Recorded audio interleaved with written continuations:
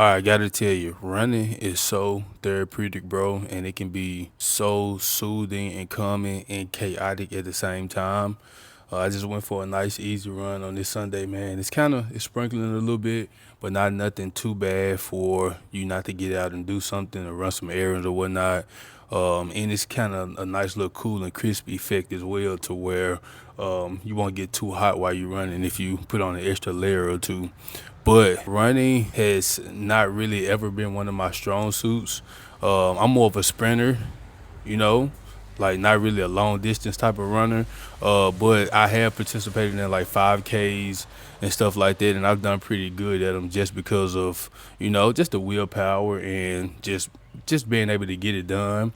But I can't tell you on this run that I just had, man, like I stopped a few times, like for a break and to also walk. But I'm not ashamed of that, all right, because as a runner or people that that actually do run, like to stop and take a break and stuff, it's not really like a bad thing, but it's like, okay, you can get better at what you do.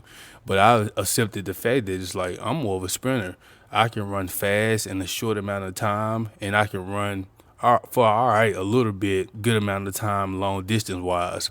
But when I participated in my 5Ks back a few years ago, one of the ways I prepared myself was exactly how I did this Sunday run. So when I lived in Memphis, I lived downtown, I would run from my place where I lived at to the pyramid, which would be a half a mile, and then I would run back from the pyramid back to where I lived, which would be another half a mile.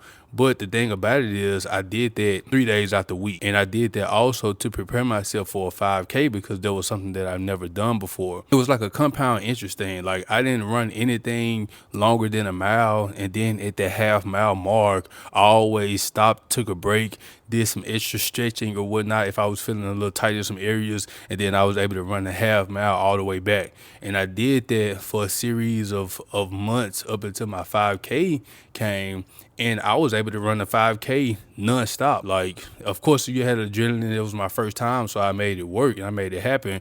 But that was my first 5K, and I think I ran it in like 30 minutes. And I was at a nice little pace. I wasn't rolling, but that just goes to show you like how important compound interest is. And like, even if you're not good at something, just do a little bit every day or a little bit every other day. And then when that time and that moment does come, you'll be well prepared versus feeling like you have to approach it or prepare yourself from an orthodox way that doesn't fit you, if that makes sense. So